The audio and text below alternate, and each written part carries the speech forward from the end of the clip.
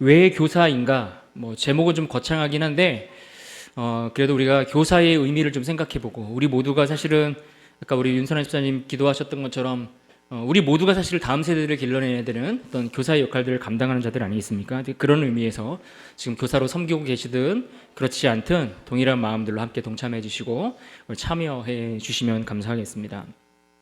어떻습니까? 여러분들은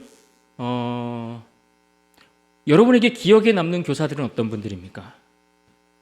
여러분이 가장 기억에 남는 교사는 어떤 분들입니까? 여러분 혹시 이제 주일학교를 이제 졸업을 하신 분들은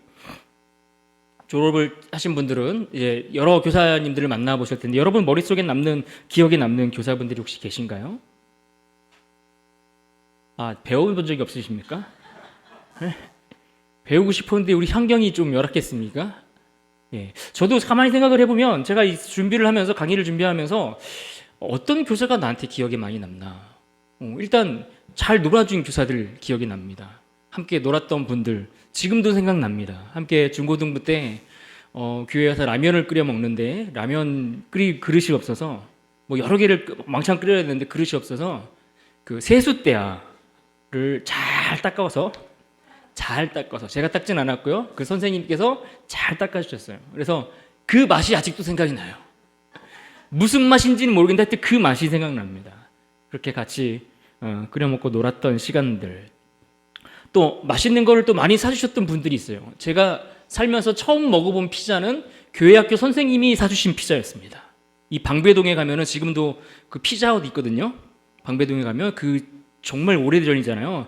그때 당시 거의 처음 있었던 피자집. 거기서 제가 교회 학교 선생님을 통해서 생전 처음 피자라는 걸 먹었다는 거 아니겠습니까? 그래서 기억이 남습니다. 그분. 정말 잘 됐으면 좋겠다. 막 이런 생각하고 그분이 기억이 납니다. 또 어떤 분들이 기억 남습니까? 네. 따뜻한 말씀. 그래요. 따뜻한 말들. 또 우리의 좋은 이야기들을 잘 들어주는 선생님들. 이런 분들도 참 기억이 많이 남아요. 그죠?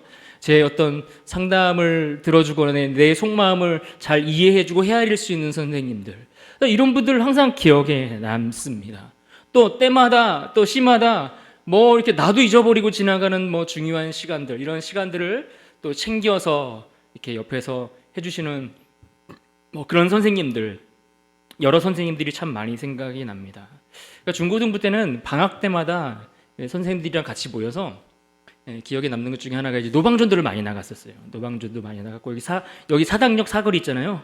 사당역 지하철역 있는데 거기서 제가 전도 많이 했어요. 그때 저 보신 분들 계실 거예요. 그때 전도할 때 지나갔던 분들 생각납니다. 전도 많이 했고요. 그때 이제 그렇게 하고 지하철 타고 이렇게 또 움직이면서는 지하철 전도를 그렇게 또 열심히 배웠습니다. 그때는 뭐 이렇게 하신 분들 많이 있었는데 딱 붙잡고 아시죠? 안녕하십니까? 저는 뭐 어디 누군데요? 뭐 그러면서 하나님의 사랑을 전하러 왔습니다. 그러면서 그렇게 전도했던 기억들. 요즘은 그러면 신고 들어가더라고요. 얼마 전에도 지하철 탔더니 지금 안에서 막 물건 팔고 계시는 분들 내리시라고 계속 광고를 하더라고요. 계속 방송을 하더라고요. 좀 어렵지만 그런 생각들이 또 납니다. 또 저는 이제 교회 학교 선생님들이 총신대 기숙사에 많이 사셨었어요. 그러니까 저희 교회가 총신대 근처에 있다 보니까 교사들의 대부분이 신학생들이었어요. 그러니까 특혜를 받았죠. 교회는 작았는데 선생님들이 다 신학생이었어요. 그래가지고 방학 때는 그 기숙사에 가서 같이 자고 먹고 놀고 생각해보면 참 죄송하더라고요. 왜냐면은 그렇게 가난한 신학생들이었는데 그렇게 옆에서 많이 맛있는 거 사주시고 그랬는데 그런 생각이 나고 그렇습니다. 근데 늘 이렇게 놀기만 했는가? 그랬던 건 아닌 것 같아요. 생각을 해보면 제가 중학교 때 처음으로 큐티라는 걸 선생님들한테 배워서 매일 큐티를 하기 시작했어요. 그래서 어느 정도로 큐티를 열심히 했냐면은 옆방에서 우리 형 친구들이 와가지고 고스톱을 치고 있을 때 저는 옆방에서 큐티를 하고 있었거든요. 열심히 큐티를 했어요. 근데 그 큐티를 하고 주일마다 가지고 가면은 선생님들이나 어떤 사역자분들이 보시고 또 기도 제목도 확인해 주시고 또 그 다음에 혹시 내가 말씀을 잘못 이해한 것들이나 있으면 설명도 해주시고 가르쳐 주시고 이렇게 했던 기억들이 있습니다. 그러고 보면 참 우리가 누가 좋은 교사냐라고 할 때 우리는 재미만 추구하기도 참 어렵고 그렇다고 이 재미는 싹 빼놓고 늘 진지하신 분들 있잖아요. 자, 성경 피자 만나자마자 한마디도 없이 성경 피자 오늘 말씀은 뭐 이렇게 해서 끝날 때까지 혼자만 이렇게 쭉 말씀하시는 그런 선생님들도 계시죠. 근데 이게 교사를 하다 보면 실제로 아이들과의 그 만남 속에서 우리가 중요하게 생각해야 될 것 중에 하나는 이 두 번째 이야기인데, 이 재미와 의미의 그 균형을 잘 잡는 교사가 필요하다라는 것을 많이 느끼게 됩니다. 어쩌면 오늘날 교사들은 이 전자에 많이 치우쳐 있다라는 생각이 들어요. 사실 옛날에는 이 의미에만 더 많이 치중되어 있었거든요. 그때는 그렇게 해도 아이들이 갈 곳이 없어서 다 교회로 몰려왔었어요. 그러니까 뭐 애들 오면은 문화 하면은 교회 문화의 밤이 선두를 이렇게 딱 이끌어갈 정도로 뭔가 그 역할들을 했지만, 사실 오늘은 그렇지 않죠. 예. 요즘은 생각을 해본 교사들이 뭔가 아이들을 잡기 위해서 재미있는 것, 신나는 것, 즐거운 것, 이런 것들은 시키지 않아도 굉장히 잘 하더라고요. 예. 특별히 배우지 않아도 굉장히 잘 하시는 것 같아요. 그런데 점점 옛날과 달리 이 재미를 추구하고 뭔가 그것들을 통해서 아이들에게 호기심을 불러일으키고 이런 일들은 많이 하는데, 문제는 내용이 빠지고 의미가 상실되어 버리는 그런 교회 학교의 모습들을 많이 보게 됩니다. 재미가 어쨌든 어떤 그들에게 계기가 돼서 그것들을 계기로 아이들의 마음을 딱 잡아서 그것을 의미로 끌고 가야 되는데, 이 재미에서 의미로 넘어가는 이 역할들을 교사가 사실은 해줘야 되는데, 이게 참 굉장히 어렵다라는 생각을 해봅니다. 물고기를 잡아주지 말고 물고기 잡는 법을 가르치라는 말이 있지 않습니까? 그런데 우리는 물고기 잡는 법은 열심히 가르쳐 주는데, 우리가 잡고자 하는 그 물고기가 무엇인지에 대해서는 자꾸만 놓치고 있다는 생각을 해보게 됩니다. 그래서 실제로 교육학이 발전하고 기독교 교육이나 교회 교육에 대해서 사람들이 많이 관심을 가지고 이 교육의 방법에 대해서 많이 강조를 하거든요. 어디를 가나 방법에 대해서 많이 강조합니다. 그리고 제가 설교학을 공부했지만, 설교학을 공부할 때에도 많이 요즘 들어서 더 많이 강조하는 부분들이 무엇이냐면, 설교를 어떻게 전달할 것인가, 이 전달이라는 툴, 이 도구, 이런 것들이 굉장히 중요하다고 강조를 많이 합니다. 그런데 정작 이 방법과 어떤 도구들, 이러한 것들에 대한 강조와 초점들은 많이 맞춰지는데, 그러다 보니까 점점 거기서 놓치지 말아야 될 어떤 핵심적인 내용들, 어떤 의미들, 이런 것들을 자꾸 놓치게 될 때가 있다라는 이야기입니다. 그래서 이렇게 여러분들은 어떻습니까? 아이들과 모여서 공과를 진행하거나 하다 보면 스스로 잘 아실 거예요. 그러니까 아이들이랑 같이 이렇게 막 재미있는 이야기들을 나누고 이런 것들은 잘 되는데, 그 이야기를 자연스럽게 말씀으로 가지고 와서 어떤 오늘 아이들이 기억해야 되는 말씀의 의미들을 심어주고 담아주는 일까지 끄집어 끌고 가는 것이 너무나 힘든 분들도 분명히 계시리라 생각합니다. 근데 이 작업이 우리가 잘 되어야 합니다. 방법론에서 그치지 않고 그 방법을 통해서 우리가 목적한 바 핵심적인 내용들, 메시지들, 이것까지 전달할 수 있어야 한다라는 이야기입니다. 그래서 간혹 보면 저도 이제 학창 시절에 같이 다녔던 동기들이 굉장히 많이 있었거든요. 근데 그 아이들이 굉장히 열심을 내기는 했었는데, 지금 다 커서 성인이 돼서 지금 둘러보면 그 친구들이 다 신앙 안에 머물러 있지는 않거든요. 그러니까 어떤 면에서 우리가 재미를 추구해서 아이들이 막 재미있게 따라오는 것 같지만, 그게 아이들의 진짜 모습이 아닐 수 있다는 것도 우리가 생각을 해야 됩니다. 이 재미를 통해서 이 아이들에게 정말 하나님의 메시지가 심겨져서 그들이 그 의미 가운데 붙들려서 진짜 평생 하나님을 따라가는 신앙인으로서 머물러 있을 수 있는가, 거기까지 생각하고 볼 수 있어야 된다는 거예요. 그래서 이게 균형을 자꾸 맞춰야 된다는 이유가 뭐냐면, 재미있게 따라오는 것을 보면은 이거면 되게 충분하게 잘 되고 있는 것 같거든요, 교육이. 충분히 이 아이들에게 어떤 신앙 교육이 잘 되고 있다라고 착각하기 쉬운 부분들이 이 재미라는 부분들입니다. 그런데 재미도 있어야 되지만, 우리는 항상 이 재미를 통해서 그 아이들에게 한 가지 귀중한 메시지와 의미들을 심어줄 수 있는 데까지 나가야 좋은 교사가 된다라는 이야기를 드리고 싶습니다. 그래서 요즘 수련회들을 보면, 교회학교 수련회들이나 이렇게 행사하는 것들을 보면 재미있는 프로그램들이 굉장히 많은데 메시지가 굉장히 약하고, 어떤 그런 신앙적인 역사가 일어나는 어떤 터닝 포인트의 그런 계기들을 마련해주는 일들이 참 많이 부족한 것들을 발견하게 됩니다. 당부드리고 싶은 우리 교사들은 그런 수준을 넘어서서 정말 재미와 의미의 이 균형을 잘 맞춰갈 수 있는 교사들이 되었으면 좋겠습니다. 그렇다면 여러분, 교사는 어떤 역할들을 하는 게 교사라고 생각하십니까? 여러분 교사를 하면서 나는 어떤 역할을 해야겠다 이런 질문들을 던져 보신 적 있으신가요? 제가 좋아하는 그 기독교 교육을 잘 이렇게 안내해 주셨던 분들 중에 이 양승환 목사님의 책을 굉장히 좋아하고 개인적으로 이분도 제가 굉장히 많이 존경합니다. 그런데 이분이 교사의 역할에 대해서 이야기를 하면서 교사의 역할은 돌봄이다 이렇게 정의를 내리셨습니다. 교사의 역할은 돌봄이다. 제가 어느 쪽으로 숨어야 될까요?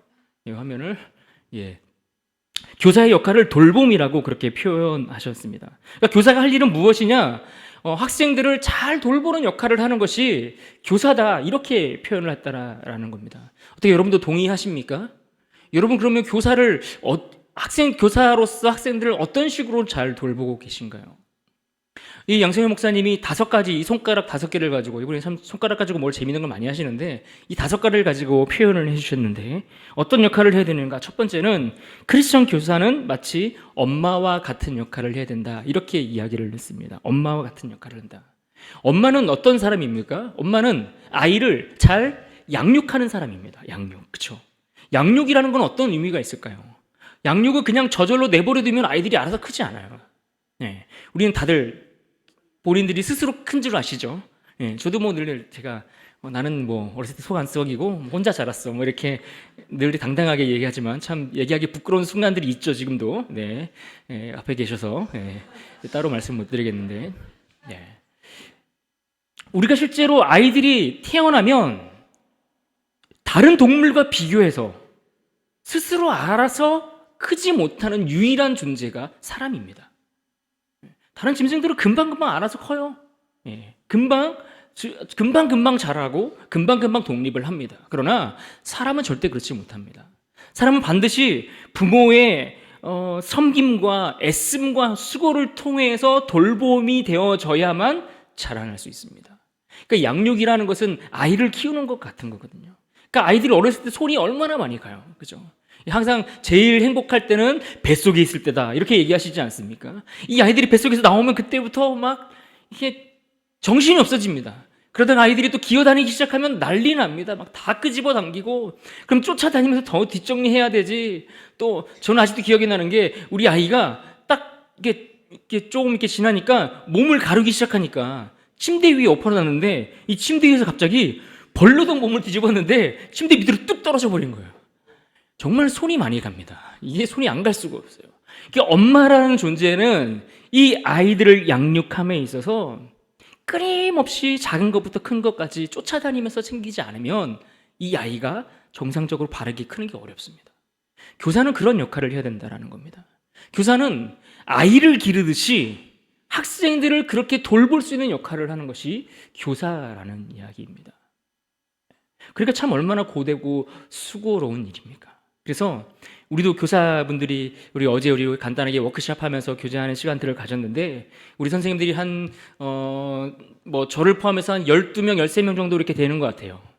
그 정도 되다 보니까 이게 우리가 많은 인원이냐 적은 인원이냐 적지 않은 인원입니다. 왜 그런가 하니 큰 교회들을 가보시면은 이 양육하는 역할을 해야 되다 보니까 교사를 안 하려고 해요. 수고롭거든요. 굉장히 손이 많이 가거든요. 어떤 명예나 영광이 내게 돌아오는 게 별로 없어요. 그래서 잘 교사를 안 하려고 합니다. 그래서 큰 교회를 가도 보면은 늘 모집하는 부서가 교사예요. 늘 모집하는 부서가 교사.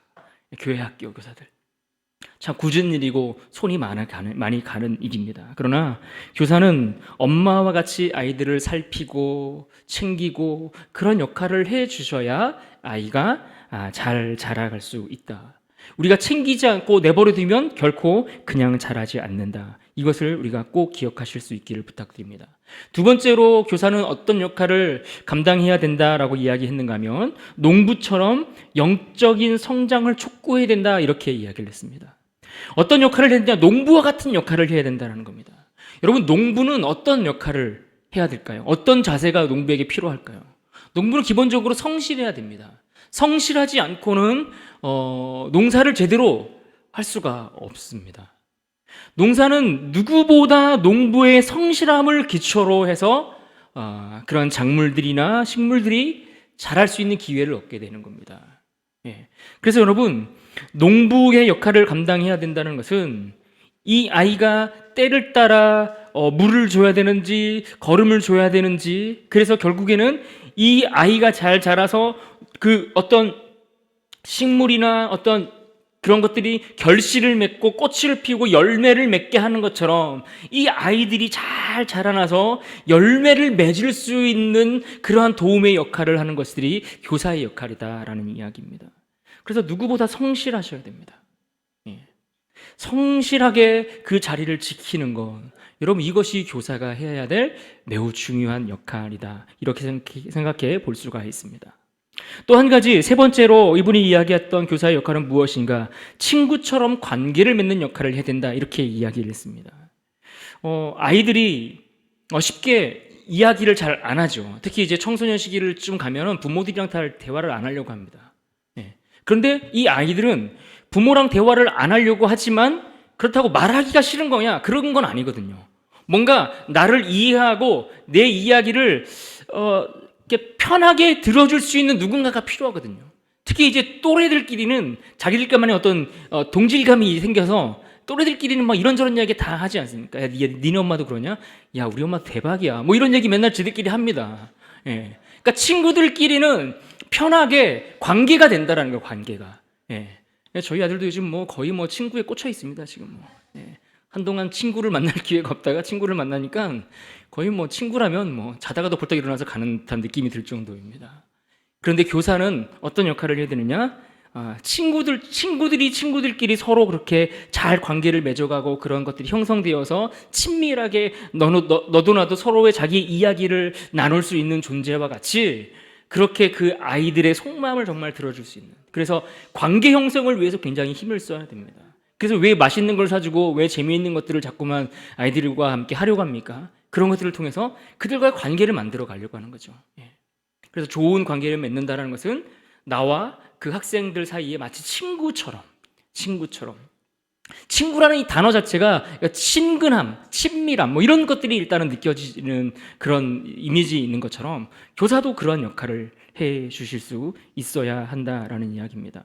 그래서 저도 어렸을 때 생각나는 교사들 중에 늘 그 자리를 지키고 계시는 분들이 있었어요. 그러니까 이분들한테 찾아가면 언제든지 내 이야기를 들어줄 수 있는 분, 이런 생각이 났던 교사들이 지금도 있습니다. 그분은 언제든 연락을 해도 언제든 내 전화를 받아주시고 언제든 내가 이야기하면 이 이야기를 들어주시고 뭔가 정말 내 베프와 같이 그렇게 늘 내 이야기에 귀를 들어주시는 그런 분들이 계셨는데, 교사가 그렇게 친구와 같이 친밀한 관계를 통해 사람을 세워갈 수 있는 존재이어야 한다라는 이야기일 겁니다. 네 번째로는 어떤 역할을 해야 되는가? 코치와 같이 무장을 시키는 역할을 해야 된다라는 이야기입니다. 감독이 어떤 선수단을 이끌어갈 때에, 그 팀을 이끌어갈 때 감독이, 이 코치가 하는 역할이 무엇입니까? 그 선수들이 잘 훈련하고 잘 준비되어서 그 훈련과 준비하는 과정들을 통해서 결국 경기에 나가 승리할 수 있도록 돕는 역할을 하는 것 아니겠습니까? 그래서 감독이 굉장히 중요합니다. 그래서 우리나라 축구도 보면은 왜 최근에 막 안 좋은 결과들이 있지 않았습니까? 올림픽 대표팀의 결과들 이런 거 보면서 자꾸 이제 감독에 대한 이야기를 하는 이유가 뭐냐면 감독이 누구냐에 따라서 결과가 전혀 달라질 수 있기 때문에 그런 거예요. 선수들을 어떻게 이끌어가고 선수들의 마음을 어떻게 붙잡고 그들에게 어떤 전략과 어떤 계획을 가지고 훈련시키느냐에 따라 전혀 다른 결과를 가져올 수 있기 때문에 감독의 자리를 굉장히 중요하게 다루는 것 아니겠습니까? 교사는 그렇다라는 겁니다. 우리 아이들이 세상에 나가서 그리스도인으로서 성장하고 또 승리하고 그 자리를 매김할 수 있도록 하기 위해서 아이들을 잘 훈련시킬 수 있는 사람이 되어야 됩니다. 믿음 생활 잘 할 수 있도록 그 아이들을 끌어주고 당겨주고 지지해주고 응원해주고 이런 역할들을 할 수 있어야 한다라는 이야기입니다. 그러려면 여러 가지 준비들이 필요하겠죠. 그 이야기들 또 이따가 뒤에 같이 한번 나눠보도록 하겠습니다. 그래서 네 번째는 코치처럼 무장시켜야 된다 이야기를 했고요. 또 한 가지 마지막 다섯 번째로 교사의 역할은 무엇이냐? 돌봄의 역할을 해야 되는데 어떤 돌봄이냐? 아버지처럼 감독하고 이끄는 그러한 돌봄의 교사가 되어야 된다라고 이야기를 해 주셨습니다. 훈계하고 이끌어가는 역할. 그래서 그들이 제대로 하고 있는지 옆에서 지켜봐 줄 수 있는, 바른 길을 가고 있는지 옆에서 든든히 그들을 지지해주고 응원해 줄 수 있는 그런 아버지와 같은 역할. 이런 것들을 하는 것들이 바로 교사의 역할이다라고 이야기를 한 겁니다. 그렇다면 여러분, 지금 우리 5가지 얘기, 첫 번째 뭐였죠? 엄마와 같은, 두 번째는 농부, 세 번째는 친구, 네 번째는 코치, 다섯 번째는 아버지.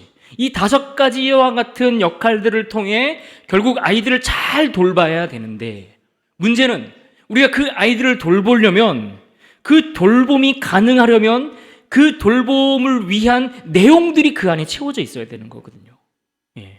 무엇으로 그 아이들을 훈련시킬 것인가? 어떤 내용들을 가지고서 이 아이가 영적인 성장을 거듭할 수 있도록 도와야 할 것인가? 무엇을 통해서 이 아이가 열매 맺도록 도울 것인가? 그러면 결국 우리가 교사라고 한다면 내가 무엇을 아이들에게 가르쳐야 되는지가 분명히 있어야 되거든요. 이거 보십시오. 여러분 지금 여기 교사로 계신 분들이 많이 계시는데 여러분들은 아이들에게 가르칠 내용들이 여러분에게 담겨져 있습니까? 내가 무엇을 가르쳐야 되는지 항상 여러분 마음속에 잘 준비가 되어 있습니까? 성경에도 보면 이 가르침과 관련해서 중요한 이야기들을 여러 곳에서 우리에게 들려주고 있는데 구약과 신약을 나눠서 2군데 정도를 한번 찾아보려고 합니다. 먼저 구약에서 신명기 6장 4절로 9절 말씀인데요. 저랑 여러분 한 절씩 교독해서 한번 읽어볼까요? 제가 먼저 4절을 읽습니다. 이스라엘아 들으라, 우리 하나님 여호와는 오직 유일한 여호와이시니 너는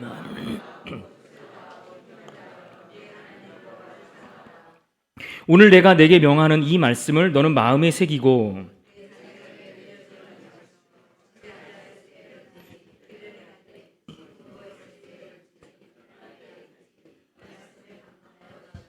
너는 또 그것을 내 손목에 매어 기호를 삼으며 내 미간에 붙여 표로 삼고 또 내 집 문설주와 바깥문에 기록할지니라. 아멘. 항상 교사 교육이 됐던 자녀 교육이 됐던 이 가르침과 관련된 이야기를 하다 보면 늘 구약에서 이 말씀을 빼놓지 않을 수 없습니다. 그래서 흔히 쉐마라고 이스라엘아 들으라 무엇을 들으라고 우리에게 말씀하시고 있는가, 그 가르침의 내용이 무엇인지를 우리에게 분명히 제시해주고 있는 말씀입니다. 그러니까 교사라면은 이 말씀 속에서 내가 학생들에게 무엇을 가르쳐 줘야 되는구나 라는 것을 딱 붙잡고 내가 이것을 가르치기 위해서 내가 교사로 부름받았어, 이 생각을 놓치지 마셔야 된다라는 이야기입니다. 그러려면 적어도 오늘 우리가 읽었던 신명기 6장 4절로 9절 말씀 속에서 2가지 정도의 가르칠 내용들을 우리가 찾아볼 수가 있습니다. 그 첫 번째는 하나님을 가르치는데 어떤 하나님으로 가르쳐야 되냐, 유일한 하나님을 가르쳐야 된다라는 겁니다. 우리가 가르치는 그 존재, 이 내용의 핵심이 무엇이냐, 우리가 믿는 하나님, 그 하나님이 어떤 분인지, 이 세상 가운데 그 하나님만이 진짜 신이야, 그 하나님만이 참 하나님이야, 이 사실을 가르칠 수 있어야 된다는 겁니다. 이것은 이스라엘 백성들 전체를 향하여서 하나님께서 당부하셨던 특별한 말씀입니다. 하나님이 이스라엘을 하나님의 민족으로 택한 백성으로 삼으시고 그들을 부르시고 끊임없이 그들에게 강조하시고 요구하는 것이 무엇이냐면, 나는 너희 가운데 구원을 이룬 유일한 하나님이야, 나만 참신이야, 이것을 말씀하셨거든요. 그래서 우리도 아이들에게, 학생들에게, 자녀들에게 무언가를 가르칠 때에 우리가 무엇을 가르쳐야 할까라고 생각할 때에 하나님을 가르치셔야 됩니다. 그런데 그 하나님이 그냥 하나님이 아니라 이 세상에 존재하는 수많은 신들 중에 한 존재가 아니라 유일한 하나님, 진짜 신은 하나님밖에 없어, 이것을 가르칠 수 있어야 된다라는 겁니다. 우리가 아이들에게 왜 예배하러 나오라고 얘기합니까? 우리 예배를 받으시는 그 하나님이 진짜 하나님이기 때문에, 그 하나님을 예배하기 위해서, 그 하나님을 가르치기 위해서 우리가 예배 드리는 거죠. 그래서 우리 선생님들은 늘 기억하셔야 됩니다. 내가 이 아이들에게 하나님을 가르쳐야 돼, 그 하나님이 진짜 하나님이고 그 하나님이 유일한 하나님이야, 이것을 잊지 마셔야 합니다. 두 번째로는 무엇입니까? 하나님을 가르치는데 특별히 하나님을 사랑하도록 가르치셔야 됩니다. 이 아이들이 하나님을 사랑하는 자들이 되어야 돼요. 정말 하나님이 좋아서, 선생님 좋아서 교회 나오는 거는요, 딱 돈 없을 때까지예요. 아이들의 용돈 받지 않고 이렇게 용돈 받아서 생활해야 되는 학생 때, 요럴 때까지예요. 자신들이 직장 다니고 스스로 뭔가 해결할 수 있다 되면은, 그들이 선택할 나이가 되면은, 그때는 인간적인 정으로 교회를 다니지 않아요. 이 아이들이 하나님을 제대로 배워서 하나님을 너무너무 사랑하게 되면 그 아이들은 결코 신앙을 떠나지 않습니다. 예. 그래서 지금도 생각을 해보면 왜 내 친구들 중에 그렇게 같이 열심히 교회를 다녔던 친구들 중에 신앙을 떠나 있는 친구들이 있는가? 물론 그들 가운데는 잠시 방황하는 친구들도 있겠지만 이 하나님을 사랑하는 그 단계까지 가지 못해서 혹시 놓치고 있는 친구들이 있는 것은 아닌가? 이 생각을 해보게 되는 겁니다.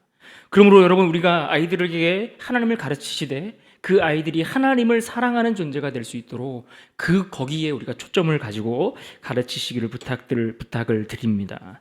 우리가 신약에서도 또 한 군데 찾아본다고 그랬죠. 우리 디모데후서 3장 14절로 17절 말씀입니다.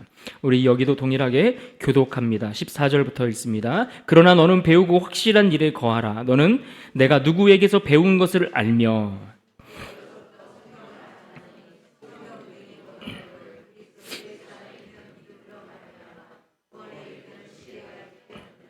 모든 성경은 하나님의 감동으로 된 것으로 교훈과 책망과 바르게 함과 의로 교육하기에 유익하니 이는 하나님의 사람으로 온전하게 하며 모든 선한 일을 행할 능력을 갖추게 하려 함이라. 지금 사도 바울이 디모데에게 무엇을 가르쳐야 하는지에 대해서 말씀을 해주시는데 역시 여기도 두 가지로 우리가 생각을 해볼 수 있습니다. 첫 번째는 무엇인가?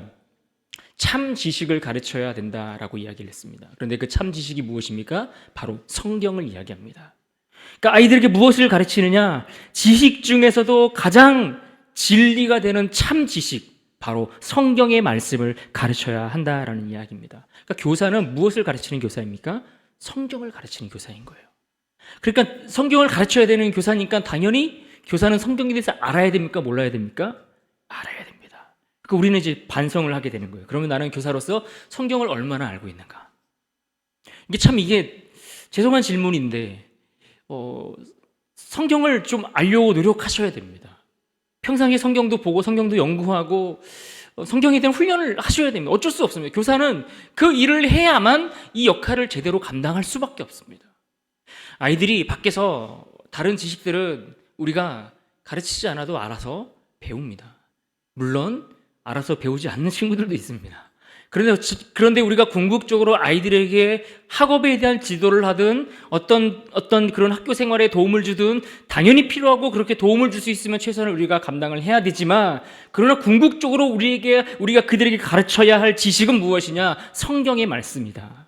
이 성경을 가르치기 위한 그 목적을 가지고서 우리가 이 가르치는 일들을 감당하셔야 한다라는 이야기입니다.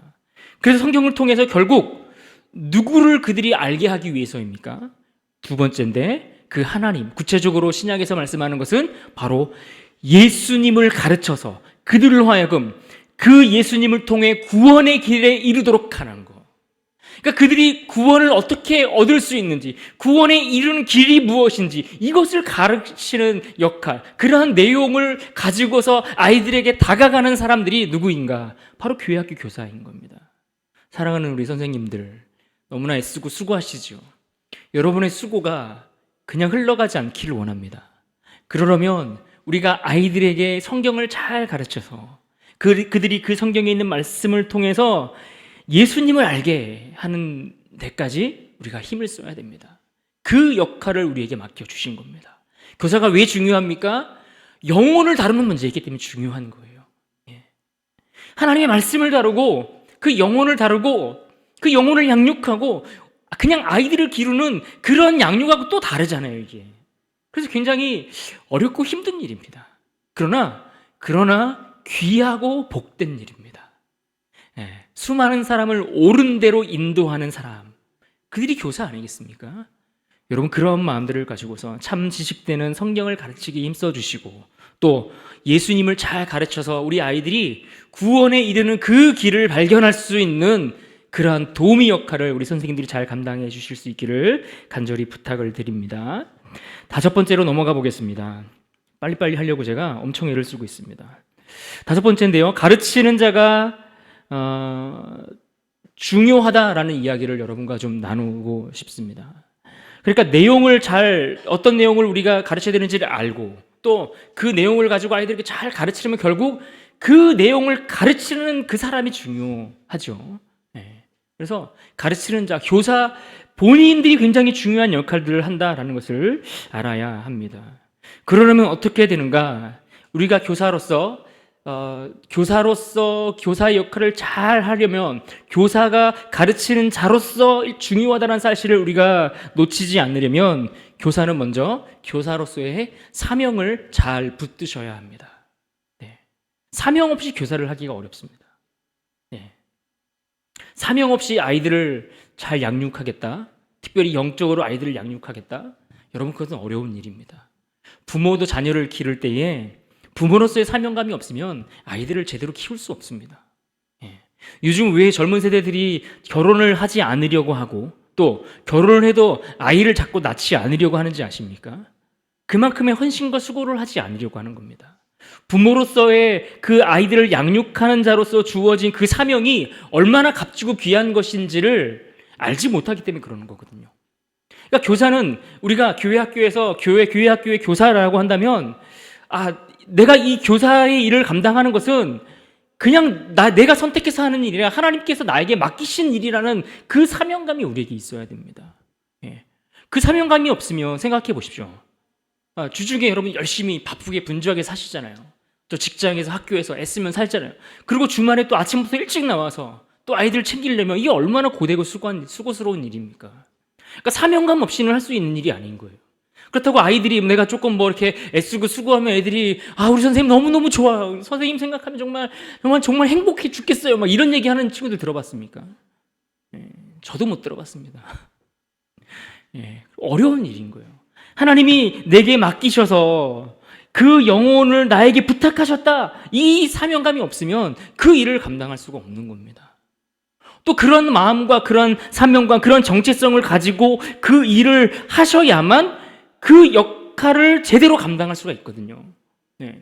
내가 교사가 무슨 일을 하는 일인지, 무엇을 가르치는 자인지, 그런 어떤 분명한 자기 정체성이 없이 그 일을 하려고 하면 그저 아이들이랑 내가 1시간 잘 놀아주면 되겠지, 여기서 끝나는 거예요. 재미에서 의미로 넘어가지가 못하는 거예요. 아이들에게 뭔가를 열심히 가르치긴 하는데 진짜 중요한 것들만 빼놓고 가르치는 결과가 생기는 겁니다.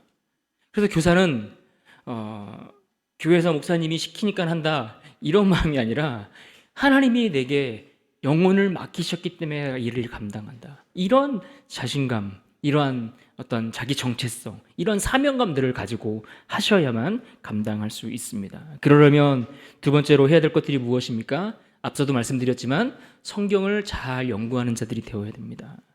그러니까 여러분들이, 교사들이 주중에 성경을 안 본다, 죄송합니다. 반성을 좀 하셔야 됩니다. 예, 그래야지 우리 다음의 세대가 자라날 수 있어요. 우리 선생님들이 말씀을 열심히 보셔야 돼요. 예, 하루 한 장 보는 것 이상으로 하셔야 돼요. 열심히 성경을 배우고 공부하고 열심히 말씀 갖고 씨름하는 일들이 우리에게 필요합니다. 예, 교사를 10년 해도 성경을 보지 않으면 아이들에게 가르칠 게 없어요. 예, 해보십시오. 아이들, 진짜 요즘 아이들 앉혀놓고서 애들 좀 입 잘 엽니까? 이 말 잘 안 듣거든요. 말도 잘 안 해요. 그 애들 앉혀놓고 나 혼자 떠든다고 생각해 보세요. 내 안에 들어있는 게 없는데 떠드는 게 가능할까요? 예. 저도 이 앞에 서서 뭔가를 하려면요, 원고를 열심히 쓰거든요. 요즘은 손가락이 아프더라고요. 열심히 왜? 가르칠 것을 만들어야 되니까. 뭔가 전달하려면 내용이 있어야 될 거 아니에요. 준비를 해야죠. 그래야지 그 준비한 것들을 나눠줄 수 있는 거 아니겠습니까? 우리 또 선생님들이 많이 계시잖아요. 실제 학교에서 가르치는 선생님들도 많이 계시잖아요. 또 평생 선생님 하셨던 분들도 계시는데 어떻습니까? 수업 준비를 열심히 해야지 좋은 가르침이 되지 않습니까? 예. 수업 준비를 안 하고 아이들한테 가르치면요, 아이들도 분명히 알아요. 저희 아이는 벌써 학교 간 지 얼마나 됐다고 누가 잘 가르치고 누가 지들끼리 막 그런 얘기 하고 다니더라고요, 또. 예.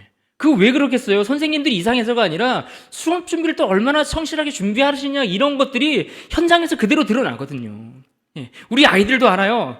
우리 선생님이 진짜 성경을 알아서 나한테 가르치는지, 우리 선생님 또 어제 준비를 못 하셨는지 시간을 때우고 계시네, 이거 아이들이 모를 것 같습니까? 압니다.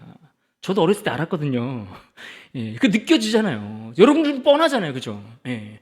여러분 설교를 들 때도 그렇잖아요. 목사님이 피곤했는지 이번 주는 설교를 좀 죽 쓰시는 거 보니까 준비가 좀 덜 되셨나, 이렇게 느끼잖아요, 그죠? 똑같은 겁니다, 여러분. 그러므로 교사가 그 일들을 사명감 있게 감당하시려면 내가 가르쳐야 될 그 무기가 무엇입니까? 성경입니다. 성경을 우리가 잘 알고 그 성경이 내 삶의 기준이 되어서 내가 그 성경을 가지고서 연구하는 대로 말씀을 아는 대로 살아가려고 노력하는 애씀들이 그 안에 같이 수반되고 동반될 때에 그것들이 아이들에게 힘있게 가르쳐지는 겁니다. 더 결정적으로 중요한 것은 이러한 작업들을 다 해나가기 위해서 항상 교사들은 자기 신앙을 점검하는 단계까지 나가야 됩니다. 이것이 세 번째입니다. 내 신앙을 잘 점검하는 일. 내가 지금 하나님 앞에 예배자로 잘 서 있는지, 내가 성도로서, 내가 교사로서 내가 바른 신앙 가운데 길을 가고 있는지 내 신앙을 잘 점검하셔야 됩니다. 이 얘기는 무엇이냐면 늘 아이들에게 들려줄 고백이 있어야 되는 거예요. 여러분 생각해 보세요. 나는 하나님을 어떤 분으로 알고 있는가? 누군가가 아이들이 갑자기 어느 날 갑자기 선생님 하나님이 누구예요? 이렇게 물어보면 그 질문을 듣고 그 자리에서 여러분이 하나님을 뭐라고 이야기할 수 있겠습니까? 하나님, 잠깐만 성경 좀 찾아보자. 이게 아니라 내가 만난 하나님을 이야기해 줄 수 있어야 된다는 거예요. 기본적으로 어떤 하나님, 예수님, 성령님, 우리 신앙이 삼위일체 신앙 아니겠어요? 내가 믿는 하나님, 내가 믿는 예수님, 내가 믿는 성령님이 과연 어떤 하나님인지에 대한 자기 고백과 자기의 메시지들이 있어야 하는 겁니다. 그러한 신앙 고백들을 가지고서 내가 어떤 하나님을 믿는지, 나에겐 어떤 고백들이 있는지 이것들을 아이에게 들려줄 수 있어야 한다라는 이야기를 당부를 드리고 싶습니다. 특별히 우리 이제 다음 세대 연합 예배 같은 경우에는 우리가 이제 다른 교회와 좀 달리 우리 자체적으로 선생님들이 돌아가면서 지금 이제 말씀을 준비해서 그 설교를 하고 있거든요. 그래서 제가 추가적으로 이 뒷부분의 이야기들은 특별히 여러분들이 설교라는 역할들을 감당해야 되니까 조금 도움을 드리고 싶어서 간단한 이야기를 조금 덧붙여 드리고자 합니다. 물론 설교를 교사가 한다는 일이 부담스럽습니다. 너무너무 저도 잘 압니다. 그래서 저도 죄송하기도 하고 제가 미안한 마음도 있고 안타까운 마음도 있습니다. 그러나 또 이것이 교사들에게 있어서 어떤 도움이 될까, 도움이 되지 않을까 많이 고민하고 기도하면서 결정을 했는데 확신하는 것은 시간이 지날수록 우리에게 가장 큰 힘이 되리라 생각합니다. 가장 강력한 무기가 될 겁니다. 그래서 여러분들이 말씀에 대해서 또 준비하시는 우리 선생님들이 보니까 준비 많이 하시는 분들 정말 준비 많이 하시고 애쓰는 것들을 많이 보여집니다. 그래서 가끔씩 제가 앉아있으면서도 부담스럽겠다. 맨날 때 목사가 와서 저렇게 앉아있으니 앞에서 설교할 때마다 얼마나 신경 쓰이고 불편할까 이런 생각도 듭니다. 그런데 여러분 교사가 그런 부담감을 갖는 게 힘들고 어려운 일이잖아요. 그러나 거룩한 부담감은 신앙인들에게 늘 필요합니다. 우리가 신앙을 너무 부담 없이 신앙생활을 하다 보면 나태해지기 쉽고 또 그 부담감 없이 신앙생활을 하는 그 모습 속에서 우리는 하나님이 바라는 어떤 헌신과 수고의 자리까지 나아가지 못합니다. 우리는 스스로 알아서 하는 존재들이 아니거든요. 뭔가 우리를 끌어갈 만한 어떤 계기가 좀 마련되고 어떤 틀이 나에게 반드시 필요한 부분들이 있습니다. 우리는 그렇게 연약한 존재이기 때문에 그렇습니다. 저는 항상 늘 생각합니다. 저를 왜 하나님께서 목사로 불러주셨을까? 딴 데 가면 큰일 날 것 같아서 불러주시지 않았을까? 이런 생각을 가끔씩 합니다. 제게 주신 이 직분과 이 자리가 있기 때문에 제가 또 하나님 앞에 매여서 거기에 순종하려고 애쓰는 것들이 있는 거거든요. 교사들도 비슷하리라 생각합니다. 교사들도 교사라는 직분들, 또 교사 직분이 아니더라도 다른 우리 교회의 직분들도 많이 있는데 그 직분들이 사실은 어떤 내 감투는 아니잖아요. 그죠? 그것이 내 어떤 밖에서 뭐 명함에다가 어느 교회 무슨 집사, 장로, 권사 이런 거 쓸 만한 그런 거 아니잖아요. 그것이 나로 하여금 하나님 앞에 매여서 뭔가 하나님이 내게 맡기신 거룩한 사명을 감당할 수 있도록 이끌어가는 하나의 나를 올가매는 하나의 장치가 된다라고 저는 그렇게 생각을 합니다. 그런 의미에서 이 설교하는 일들이 교사들에게 부담스러운 일이지만 거룩한 부담이라 생각을 하고 또 이 거룩한 부담이 나를 성장시켜준다라는 확신을 가지고 애써 주시기를 그렇게 부탁을 드립니다. 그래서 항상 내가 성숙한 사람으로 이끌어갈 수 있는 귀한 도구가 되리라 생각을 합니다. 그러면 어떻게 선생님들이 설교를 준비하시면 좋을까? 물론 저희는 이제 파이돈이라는 그 선교 단체에서, 이 파이돈이 아까 제가 소개해드렸던 양수건 목사님이 처음 만드신 이 선교 단체거든요. 근데 이제 거기에서 설교 자료나 이런 것들을 뭐 이제 PPT 자료들까지 다 준비를 해주죠. 그래서 그것을 활용하는데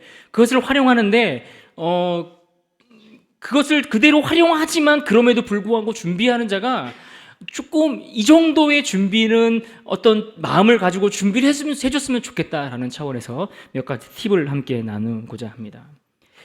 왜냐하면 특별히 이제 선생님들 중에는 집사님들도 계시지만 설교를 해야 되는 우리 청년들도 있거든요. 예. 그래서 더 부담이 되리라 생각을 합니다. 그래서 아무것도 안 가르쳐주고 자꾸 설교하라고 시키고 막 일만 맡기고 하니까 너무 그게 저도 죄송해서 말씀을 같이 나눕니다. 그러려면 첫 번째 해야 될 것들이 무엇이냐? 바로 기도하는 일입니다. 설교를 맡아서 내가 언제 설교를 한다, 어떤 본문을 설교를 한다, 그러면은 다른 것 다 시작하기 전에 다 덮어두고 일단 기도를 하십시오. 그 일을 위해 기도하십시오. 하나님, 내가 이번 주에 설교를 맡았는데, 아니면 다음 달에 설교가 있는데 그 맡은 그 일을 위해서 기도하십시오. 기도하시고 왜냐하면 우리가 하는 이 일은 세상에 강연을 하기 위해서 이 자리에 쓰는 게 아니거든요. 아이들에게 하나님의 말씀을 잘 전달하기 위해서 이 자리에 쓰는 겁니다. 그러려면 우리 선생님들이 아무리 다 준비되어 있는 내용들을 가지고서 여러분들이 소화한다 할지라도 반드시 그 역할을 감당하기 위해서 기도하는 일이 선행되어야 한다는 부탁을 좀 드립니다. 그래서 기도하면서 준비하십시오. 그러니까 급하게 준비하시면 안 돼요. 네. 이번 주 설교였네? 깜빡할 뻔했네? 하고 전날 준비하시면 안 된다고요. 예. 미리 스케줄이 다 나와 있죠. 그죠? 예, 우리 다음 세대 우리 위원장 되시는 우리 시성기 집사님이 다 스케줄 짜서 돌리고 계시는 거 맞으시죠? 네, 맞습니다. 그렇기 때문에 미리 알잖아요, 자기 순서가. 그렇죠? 미리미리 준비하시되 먼저 기도로 준비하시고, 그 다음에 기도의 작업을 마치고 나서 해야 될 게 무엇입니까? 그 다음에 주어진 본문의 성경을 읽는 겁니다. 성경을 읽는데 여러분들 항상 말씀을 읽을 때 한 절만 띄어서 읽으면은 여러분 이상한 엉뚱한 길로 방향으로 해석되고 잘못된 이해를 할 확률이 굉장히 높습니다. 그러니까 성경은 제일 좋은 거는 내가 창세기 5장을 설교한다. 그러면 창세기 1장부터 50장까지 다 읽는 게 제일 좋습니다. 근데 그렇게 하면 저를 욕할 것 같아서 그렇게까지 말씀을 못 드리지만 5장을 한다. 그러면은 앞뒤로 어떤 사건들이 있었는지 한 장, 앞으로 한 장, 뒤로 한 장을 함께 읽으셔야 됩니다. 왜냐하면 성경은 항상 문맥 속에서 이해되어야지 바른 이해가 되는 거거든요. 네. 그래서 예를 들면 그런 거예요. 욥기서에 보면 내 시작은 미약하였으나 내 나중은 심히 창대하리라는 이 말씀을 사업장에 죄다 갖다 붙여놓잖아요. 이게 사실 이게 잘 안 맞는 말씀이거든요. 그 한 절만 딱 띄워놓으면은 우리가 비록 이렇게 한 평으로 시작하지만 위대한 기업이 될 거야. 이렇게 적용하면 사실은 좀 문제가 있어요. 예, 어떤 상황들 속에 어떤 배경 속에서 이 이야기가 나왔는지, 특별히 욥이 당하고 있는 고난의 상황 속에서 누가 그 말을 했고 어떤 의미로 그 말을 했는지를 이해하려면 이 본문의 앞과 뒤를 같이 살펴야 됩니다. 그래서 항상 설교를 준비하시는 선생님들은 주어진 본문이 있잖아요. 그러면은 여러분 스스로가 그 성경의 말씀을 제대로 이해하기 위해서 앞에와 뒤에를 함께 묶어서 조금 길게 보시는 훈련과 연습을 하시기를 부탁을 드립니다. 그러고 나서 해야 될 길이 무엇인가 하면은, 내가 한번 이렇게 읽었잖아요. 그러면 그냥 대충 읽지 말고 정독을 하세요. 어떤 내용인지를 기억하면서 정독으로 쭉 한 다음에 그 다음에 내가 이해한 말씀들을 안 보고 한번 적어보는 거예요. 어떤 내용들이 있었는지. 태초에 하나님이 천지를 창조하셨어. 말씀으로 7일 동안 창조를 하셨어. 사람을 제일 마지막 날에 만드셨고 마지막 날에는 안식을 하시고 이 날을 우리에게 복되다고 말씀을 하셨어. 이렇게 쭉 읽고 나면 머릿속에 남아있는 것들을 보지 않고 덮어두고 노트에다 한번 적어보시는 거예요. 네. 그래야지 내가 이 성경을 본문을 제대로 이해하게 되고 이것들을 가르칠 때에 내가 이상한 소리 하지 않을 수가 있습니다. 그러니까 성경을 제대로 이해하려면 앞뒤로 보시고 그 다음에 한번 기록해 보시는 겁니다. 그러고 나서 여러분들에게는 설교문이 또 주어져 있지 않습니까? 그러니까 그때 이 설교문을 출력해서 보시는 겁니다. 설교문을 그때 한번 보세요. 그 설교문을 당연히 여러 번 읽으시면서 어떤 내용인지를 소화하셔야 되죠. 제가 이제 이렇게 누구를 막 지적해서 이렇게 막 얘기하는 건 절대 아닙니다. 오해하지 마십시오. 근데 이제 가끔씩 이렇게 앉아서 보면은 딱 느껴져요. 어젯밤에 한번 읽었구나라고 느껴지는 분들도 가끔씩 있고, 그렇지 않구나라고 느껴지는 분들도 있고, 내가 앞에서 설교를 하는데 설교문이 다 주어져 있음에도 불구하고 내가 지금 무슨 소리를 하는지 못 알아듣겠다 싶을 때가 있어요. 제가 그냥 솔직히 얘기 드리는 거예요. 그래서 앞에서 아까 제가 얘기했던 그 작업대로만 해도 사실은 내가 무엇을 이야기하는지를 놓치지 않고 이야기할 수 있거든요. 네. 그래서 그렇게 순서를 따라서 간 다음에 설교문들을 보시면서 뭘 얘기하고 싶은지, 지금 이 설교문 속에서 뭘 우리에게 전달하려고 하는지. 그리고 항상 이제 파이디온에서 하는 설교 방식은 원포인트입니다. 원포인트. 네. 여러 가지를 이야기하지 않고 하나의 포인트를 이야기하려고 해요. 그러니까 설교도 대지 설교가 있고 원포인트 설교가 있고 그렇습니다. 그러니까 무슨 말인가 하니, 하나의 주제를 딱 정해놓고 그 주제를 선포하기 위해서 다른 내용들을 다 하나씩 갖다 붙여서 그 하나만을 계속 부각시키기 위한 설교가 원포인트 설교예요. 대지 설교는 첫째, 둘째, 셋째 이런 식으로 나가는 게 그냥 대지 설교인 거고, 근데 우리는 보통 이제 파이디온을 가지고 우리가 하잖아요. 그럼 파이디온 설교는 항상 원포인트 설교로 되어 있습니다. 그래서 여기서 말씀하고자 하는 핵심이 무엇인지 그 주제를 명확히 여러분들이 이해하고 전달을 하실 수 있어야 합니다. 그러면은 그 하나를 무슨 얘기를 하든 그것을 놓치지 않도록 그 원포인트를 설교문을 읽으면서 찾아내시고 발견하셔야 합니다. 그러고 나면은 설교문을 다 읽었잖아요. 그럼 내가 한번 이 설교문을 안 보고 내가 혼자 떠들어 보는 거예요. 안 보고 떠들어 보는 거예요. 한번 이야기를 해보는 거예요. 내가 진짜 설교한다 생각하고 앉아가지고서 가급적 원고를 안 보고 한번 이야기를 해보는 거예요. 해보는 거예요. 그렇게 내가 말로 해보면 그 말하는 것을 통해서 내가 정리 안 됐던 것들이 정리될 때가 있어요. 그래서 항상 제일 많이 배우는 사람이 누구냐면은 가르치는 사람이에요. 가르치는 사람이 앞에서 말로 가르쳐 보면 가르치면서 이해되는 것들도 있거든요. 그래서 내가 전달하고자 하는 설교를 보지 않고 내가 말로 한번 해본다. 이렇게 말씀을 드리고 싶습니다. 자, 그 다음에 이제 물론 설교문이 다 되어 있어요. 다 되어 있고 이해도 했어요. 그런데 여기서 내가 좀 더 나의 이야기로 아이들에게 전달할 수 있는 자리까지 나아가려면 내가 그래서 이 말씀을 지금 전해서 아이들에게 무엇을 기대할 수 있지? 내가 이 말씀을 설교하고 나면 아이들이 이 말씀을 통해서 어떤 도움을 얻을까? 이런 걸 한 번씩 고민해 보셔야 되는 거예요. 아이들에게 예를 들어서 아이들에게 여러분이 이제 예수님이 우리의 구원자 되신다라는 사실을 우리가 설교했다고 봅시다. 예수님이 우리의 구원자 되십니다. 그래서 이런저런 다양한 주제를 가지고서 이야기들을 가지고서 이 한 가지 주제, 예수님이 우리의 구원자 되신다는 이 사실을 전했을 때에 이 아이들이 이 말씀을 들었을 때 한 주 동안 무엇이 그들에게 유익할 것인가? 내가 이 이야기를 들었을 때 이 이야기를 전달하면 아이들이 친구들 관계에 어려움이 있을 때 우리의 구원자 되시는 하나님을 찾을 수 있겠구나. 부모님이나 내 환경에 좀 어려운 상황들에 처해 있는 아이들이 예수님이 나의 구원자 되신다는 사실을 잘 알면 그들의 가정 형편이나 상황들 때문에 낙심하지 않고 그 구원자 되시는 예수님을 바라볼 수 있겠네? 그렇게까지 연결해 줄 수 있잖아요. 그런 식으로 내가 지금 설교하는 이 메시지가, 오늘 주어진 이 본문의 말씀이 어떻게 아이들에게 도움을 줄 수 있을까? 거기까지 한 번 더 생각을 해보면 이제 플러스가 되는 겁니다. 점점 더 여기서 설교문에서 끝나면은 딱 거기까지인 거고, 더 이제 풍성하게 하려면 이제 거기까지 가는 거죠.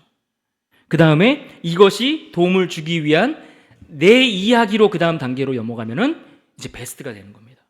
나는 이 말씀을 가지고 내가 어떻게 살아봤는데, 어떻게 애써봤는데, 어떻게 노력해봤는데 이런 일들이 있더라. 그러니까 내 고백이 들어가면 굉장히 좋겠죠. 그러니까 여러분의 학창 시절 이야기를 해주셔도 좋고, 태호 형제가 만난 하나님에 대해서 이렇게 이야기를 해주는 것도 도움이 될 거고, 그렇죠? 다양한 방식들로 나의 이야기를 해주면은 아이들이 더 쫑긋하고 이렇게 듣습니다. 저도 제가 설교하다가 제 얘기를 하면은 제가 뭐 실패한 이야기, 뭐 무너진 이야기, 창피한 얘기 이런 얘기 하면은 되게 좋아하시잖아요, 성도님들이 막 목사님도 저렇게 사는구나, 비슷하네, 같은 고민하네 이런 거 하면서 공감을 느끼잖아요, 그죠? 아이들도 그렇게 할 수 있도록 내 경험과 일상의 예들을 생각해 보시면 도움이 되리라 생각합니다. 그래서 거기까지 가 주시면 어느 정도 마무리가 됩니다. 그러고 나면 마무리를 할 때 역시 또 무엇을 합니까? 잘 준비한 것들을 가지고서 마무리는 기도로 또 마무리를 하는 겁니다. 그러니까 시작을 기도로 하고 마지막도 기도로 하고 그렇게 기도로 시작하고 기도로 마무리하면서 그렇게 시간들을 준비해 보십시오. 이게 처음에는 조금 부담스러울 수 있고 좀 너무 길고 과하다 싶겠지만 그러나 잘 훈련되고 조금 이게 우리가 쌓여가면 여러분들도 능히 잘 감당할 수 있으리라 그렇게 생각이 됩니다. 그렇게 우리가 조금 수고하고 애를 써 주신다면 우리 선생님들이 그 역할들을 잘 감당해 주신다면 우리 집사님들뿐만 아니라 우리 청년 선생님들도 충분히 잘하고 계시는데요. 더 많은 개인적인 영적인 성장들도 가져오리라 생각을 하고 또 우리 선생님들 이렇게 하시는 모습들을 보니까 우리 다음 세대에 대한 기대감들이 많이 듭니다. 그래서 우리 아이들 10년 후, 20년 후를 생각해 보면 결코 여러분 우리가 지금 하는 수고가 아깝지 않으리라 생각이 됩니다. 그렇게 됐을 때에 오늘 우리가 읽었던 본문의 말씀대로 이루어질 것을 우리가 기대할 수 있는 겁니다. 같이 한번 읽어봅시다. 디모데전서 4장 15절 16절을 마지막 한 번 더 같이 읽어보도록 합니다. 같이 읽습니다. 시작. 이 모든 일에 전심전력하여 너희 성숙함을 모든 사람에게 알타하게 하라. 내가 내 자신과 가르침을 살펴 이 일을 계속하라. 이것을 행함으로 내 자신과 내게 듣는 자를 구원하리라. 아멘.